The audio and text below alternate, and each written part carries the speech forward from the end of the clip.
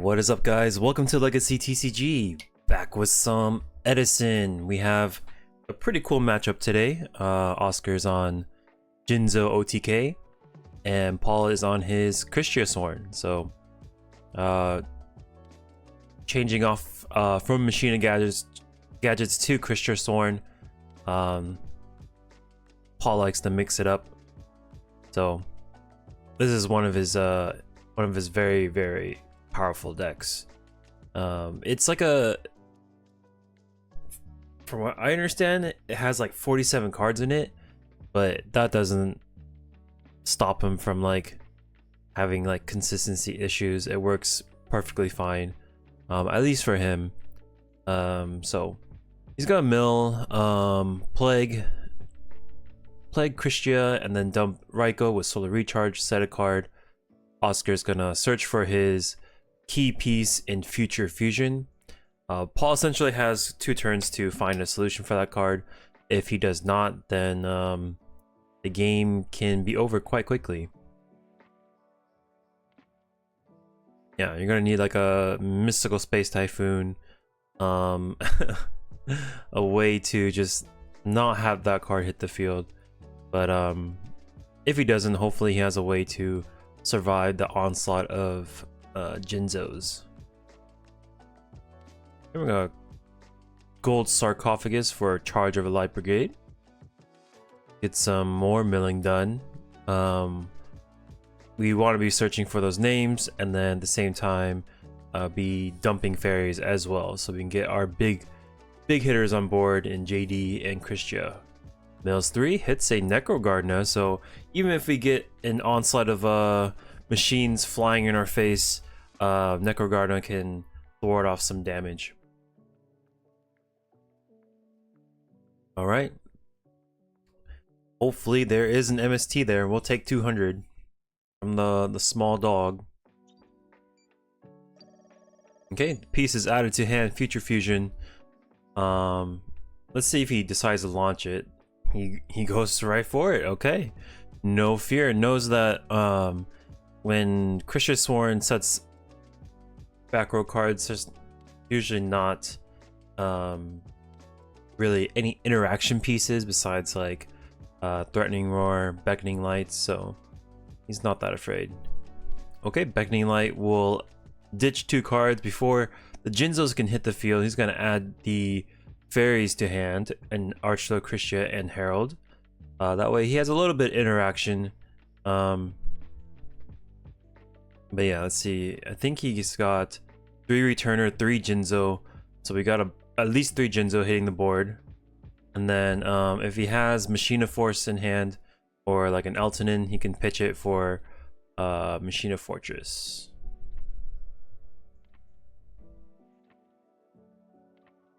Okay, activate 1. I think he blows up 1 Jinzo Returner, gets 2 on field. He's like, you know what, I might as well use these cards while I can before I die to these machines. He's gonna lure Darkness. Oh god, did he sculpt that grave? Or let's see. We've got, ooh, if he didn't negate that Jinzo Returner, the Darkon would have been live. That would have been insane. We're gonna go Gear Frame, get Machine of Force. Gonna dig back in. His deck is like over half done. Searches for Overload Fusion for a later fusion, and then we'll pitch Special Fortress. Well, it's a good thing he Herald of Orange lighted one of the Jinzo Returners, otherwise we'd have Dad swinging in our face. He's got a Necrogardna. First hit, take 22 here. Take another 24.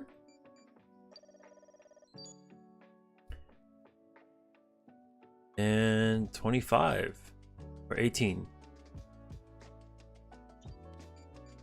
Cool. Main phase 2, he's gonna equip the Gear Frame to the Fortress, I believe. These Jinzos will fall down. Oh, okay. So he... Oh, the Pro Set Heavy hits a +1. So he attached the gear frame to the Jinzos. That way, at least one of the Jinzos will stay alive. And that pressure was enough to seal the deal for Oscar. Game number 2.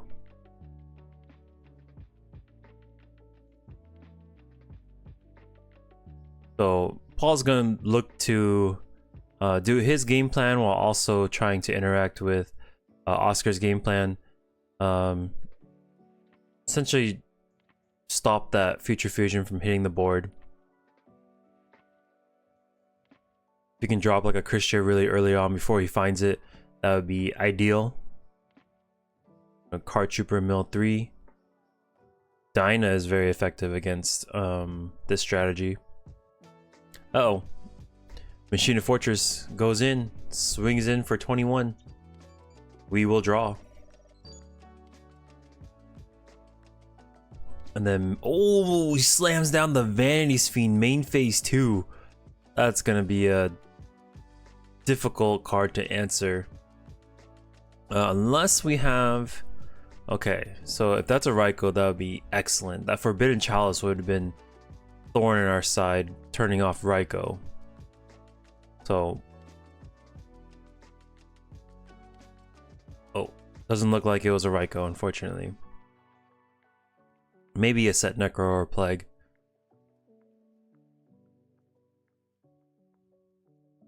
Oscar does a T set. Don't know what he would set. I did see Jinzo Returner in hand. Could be just setting it to confuse Paul. Heavy Storm hits the Magic Cylinder again. Game 1, he managed to hit the Magic Cylinder and Future Fusion.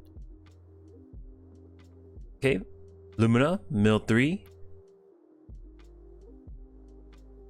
Doesn't special Wolf because Vanity's Fiend is staring the Wolf down, paralyzing it while it's in the graveyard. Alright, it looks like that Necrogarner was the set he attacked earlier. He's gonna protect the Lumina. We really need an Honest in hand to deal with this, but for now, Paul is gonna look to mill as much as possible. I think he has enough Lightsworns engraved for a JD. Right there is already 4. And then we just gotta count the fairy count as well to turn on Kristya. Okay, we'll attack that. 1,000. So it was at 14. It gains like 200 for each name or something that's in your grave, so boost it up by a little bit. Mill's another wolf, but unfortunately this Vanity's Fiend's putting in some work.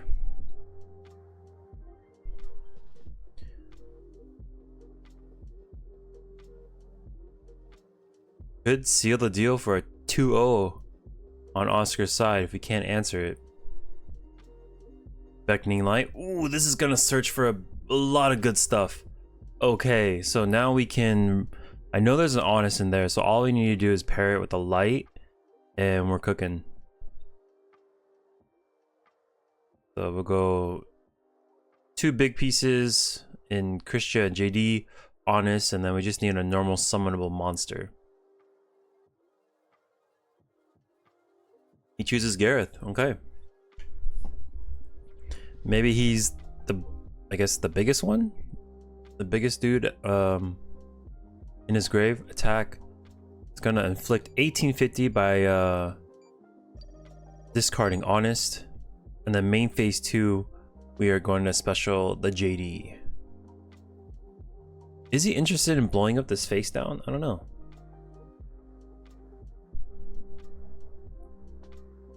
Guess we'll find out after his Pot of Avarice. He's gonna return a bunch of fairies to the deck. Honest, Orange Light, Wolf, Double Wolf. Hopefully we can run those, run into those again.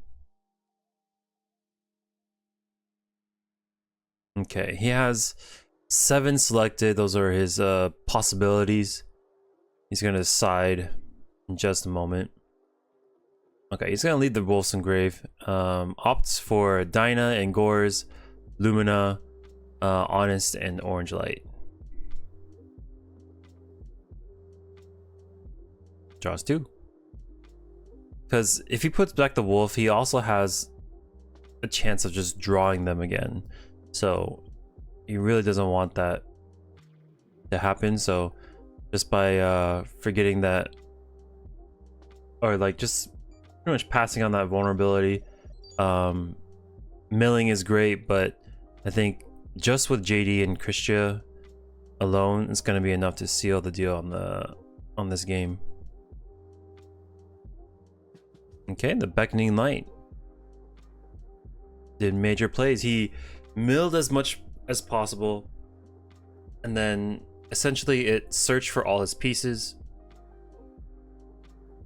and he was able to pretty much get the perfect hand to deal with all these monsters. So we're gonna do 3,000 here and 17. I guess the only thing for Oscar to draw would be like a lightning vortex is all I can think of. So we're gonna go to game number 3. This one's gonna be for all the marbles.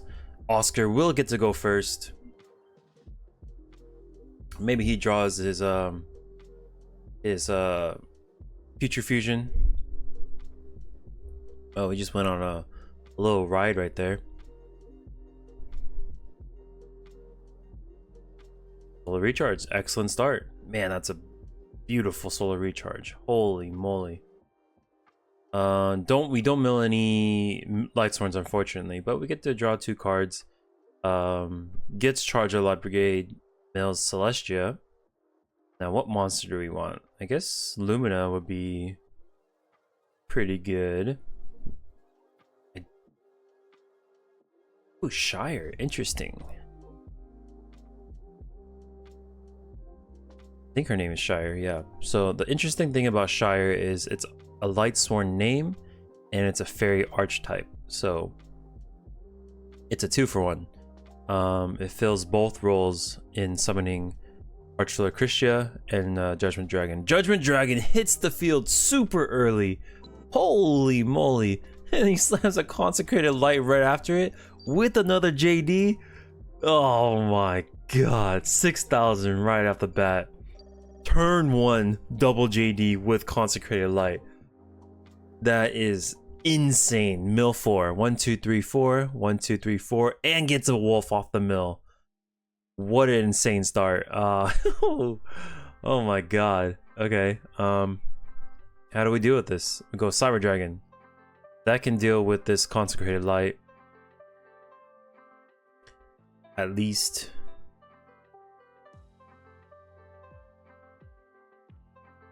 Oscar's not completely dead quite yet. He does have the possibility to draw into Cyber Eltonins to wipe the board. He can draw into a Lightning Vortex. There are a few options, so he has Threatening Roar in hand to stall for another turn. A deck out could be an option, but I'm pretty sure Paul would stop the milling if he thinks it would pose a threat to him winning the game. So, oh, he's gonna do 4,200 damage by limiter removing the Cyber Dragon into Consecrated Light. Do as much damage as possible. Main phase 2, sack into Vanity's Fiend, set 1 and pass. Okay, so, oh my god, the Celestia is there. So you stop the special summon. He's like, I don't need special summons, I'll just normal summon this. And while in main phase 1, he's gonna Pot of Avarice a bunch of the cards back. Holy moly. That play would have been pretty cool, because like if he didn't have the Celestia, then I guess Paul would have to I guess pay 1,000 on one of the JDs, and then he'd just be left with one big hitter. But the Celestia is like essentially like a mini JD where it hits 2 on the board.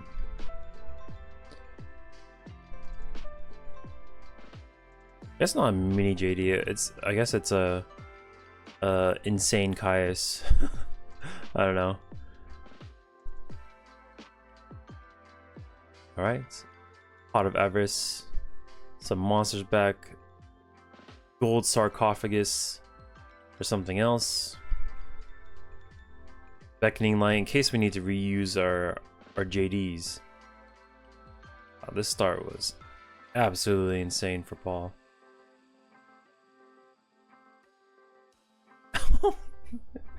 You gotta be freaking kidding me, dude. Oh my god. Okay, drops Krystya with 4 fairies engraved. Sculpted it with a Pot of Avarice. We'll add Celestia back to hand. So if this Celestia sticks, then I guess you could re-summon another one. We got Kaiku set and a Torrential with Gores in hand. So he needs to clear this Krystya as best as he can. That way his Gores becomes live. But Paul has to decide how to deal with these cards. Could be a, you know, set Fossil, could be set Mirror, set Torrential. Could be a bunch of possibilities. Could be just, you know, set garbage. He's gonna turn 2 JD sideways. This is gonna play around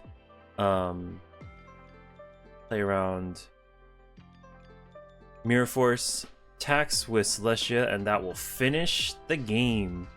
So Paul wants to see the face down. It was Torrential, so he went for the safest play possible, which was turn the JD sideways, attack with Krystya, right, and then see what it is, and then swing in for the game. So this play also plays around Torrential too. He's not summoning anything new. He's just using whatever threats he's already established, right? And then protecting his most important pieces over here, which is the JDs, and then executing his battle plan like that. So had he like sacked on top of Celestia to pop those 2, then the whole board would be blown up with Torrential Tribute and a potential hole in the wall for Oscar to steal the game. But maybe we set 1 JD in defense and then set the Krystya in defense, or it's possible he has Honest in hand too. So I guess this is okay too. But yeah, that was a sick game 3 start by Paul. I feel like he's done that to me too. I feel like I have a traumatic experience about that. So I think he beat me so bad one time I had to bring Lightning Piercing Mirrors the next time I went to locals. I was that scared. But anyways, Paul gets it 2-1. Very fun match. We got to see both of the power, the Jinzo OTK deck and Kristyasworn. So if you guys like the videos, make sure to subscribe, and I will catch you on the next one. Peace.